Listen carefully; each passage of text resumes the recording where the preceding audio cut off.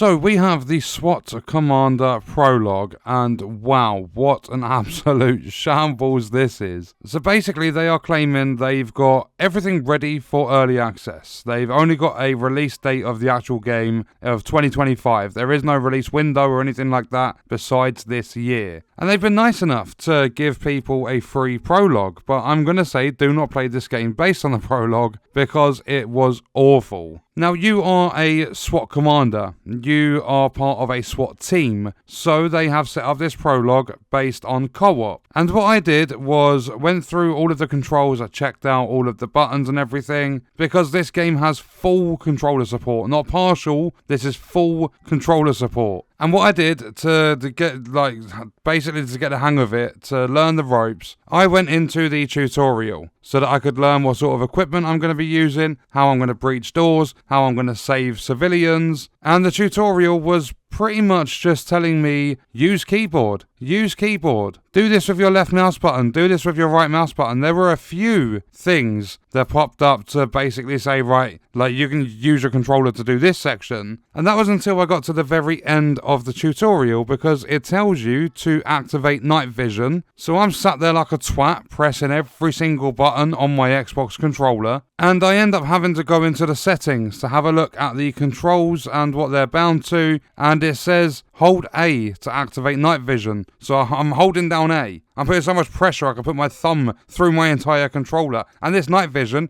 ain't working. So I'm like, okay, just let me try all the different buttons again. Let me see if there's like a toggle to get your night vision to work. Does it work? Fuck no. Of course it doesn't work. So what do? I press N. I'm like, sod it, I'm just going to use my keyboard. I'll get this part of the tutorial done. So yeah, night vision does work. It just doesn't work on controller. And there's nothing you can do. You can't rebind it or anything like that. Night vision just will not work if you're using controller. But don't forget, it's got full controller support. They are ready to launch into early access. And no, their early access is not to get the game working, it's to just expand on what they've already created. So it should be a stable experience in the prologue, which is a small portion of what's to come in early access. But after that, because I don't know anybody personally that would want to play this sort of a game, because you literally might as well just go and buy Ready or Not. It's the much better, more polished version of this game. So what I did was, because they even say it when you load up the prologue, you can try finding some random lobbies with people. They recommend not playing on your own. So what happens? I go into the server browser. Are there any lobbies available? No. There are nearly 1,000 people playing this game, but there's not a single lobby available. So I go in and I create my own lobby. And I'm going through my loadout, I'm sorting some stuff out, hoping the people will join me. I go to the ready section. Has anyone joined me? Nah.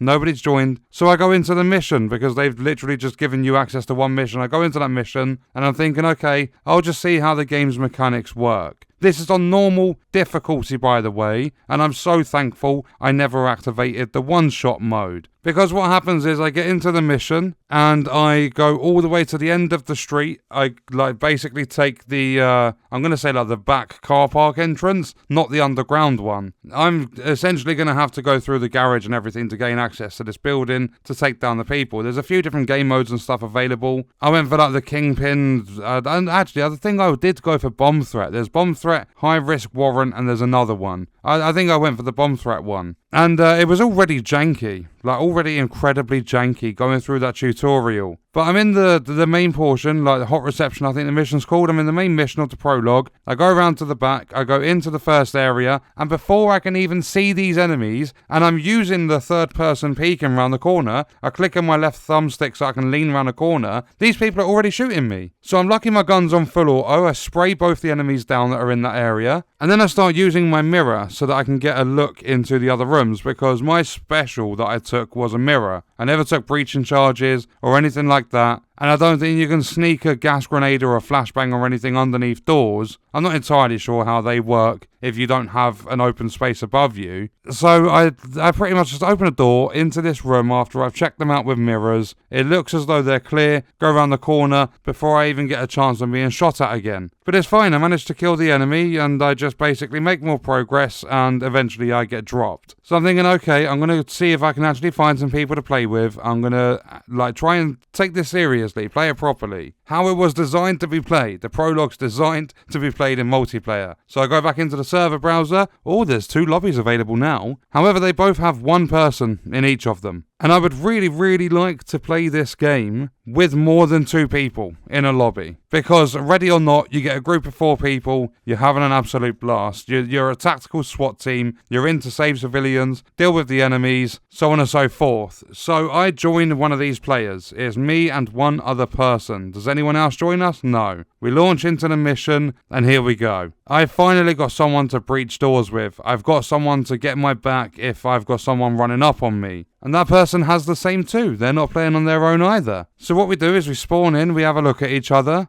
and we go into the underground car park this time, and we report some, I think they're like illegal firearms or something. We basically report some evidence. And then what happens is you stand there for about a week picking a lock so that you can open the door. That mechanic is really, really slow. But we get that door open, there's enemies, we start shooting them and everything like that. And it's going okay, except for the fact that once I've killed someone, I have to restrain them. I think that's the weirdest mechanic. I can't remember if it does that in Ready or not. I know you have to restrain civilians. You need to make sure they don't go anywhere, let them know they're safe. It is so that you can basically report them and say, like, I found this person. But I'm sitting there, I'm restraining enemies after I've killed them. And what me and this other player do is we head upstairs. We open up this door. I was trying to use my mirror on this door, but it's like, no, you can't do that at this door. You've got to just open it straight away. So I open it, I walk in, I start clearing enemies. My teammate comes in, and then I start getting shot in the back, and I'm thinking, what the fuck is going on? I've got someone that's supposed to be covering my 6. But no, an enemy came out of nowhere.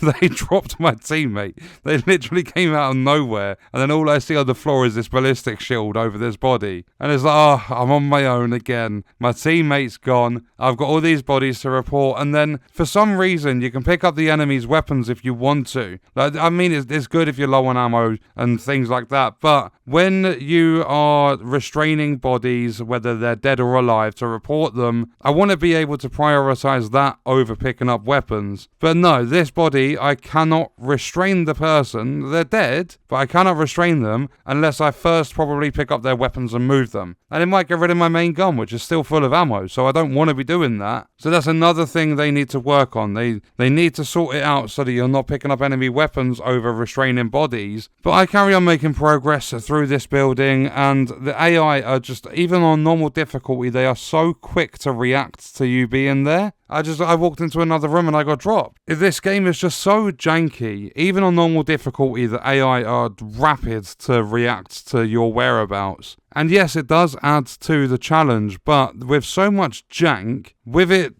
feeling not, like, it doesn't feel smooth, it feels slow paced, which I don't think it should. Like, well, not as slow as it does anyway. But imagine having, like, with me explaining that, if I had one hit on, this would be a disaster. I would never even get close to completing a mission because the enemies are so quick. And yes, I get it, you've got all the different breaching tactics and you've got the mirrors. I mean, the mirror doesn't even work on some doors. It just forces you to open the door anyway. But there are tactics you can use, however, you are limited with the stuff you can take into a mission. So this game is massively, like, heavily designed around having 3 or 4 people in your squad. And it's just impossible through the prologue to have that many people because the server browser is fucked. The first time I looked, with nearly 900 people playing the game, I couldn't find a single browser, like a server. The browser did not let me find one. It just said no available lobbies or whatever. And then going into my own lobby, nobody joined me. And then the second time round, there was one person in the lobby, I joined them, and it's just us 2. This game needs a lot of matchmaking work. They need to sort out the jank, because at the moment, based on the prologue, you genuinely might as well just go play Ready or Not. My recommendation is do not play SWAT Commander. I did not have fun with this one. It's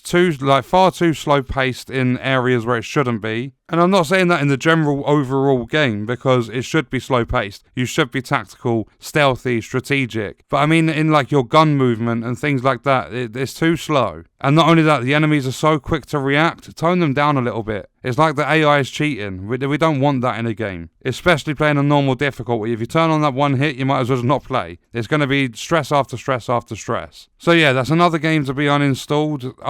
I'll come back and I'll try the early access when they launch it, and hopefully they've made changes from the prologue, especially with the online matchmaking. But for now, my recommendation is do not play SWAT Commander. It's a shame because I was looking forward to this one. I had it in my wish list for a little while, but it's just jank. You might as well just go play Ready or Not. And what we're going to do on that note is leave that video there. Let me know your thoughts and stuff about this prologue in the comments, and I'll see you guys in the next one. I hope you enjoyed it.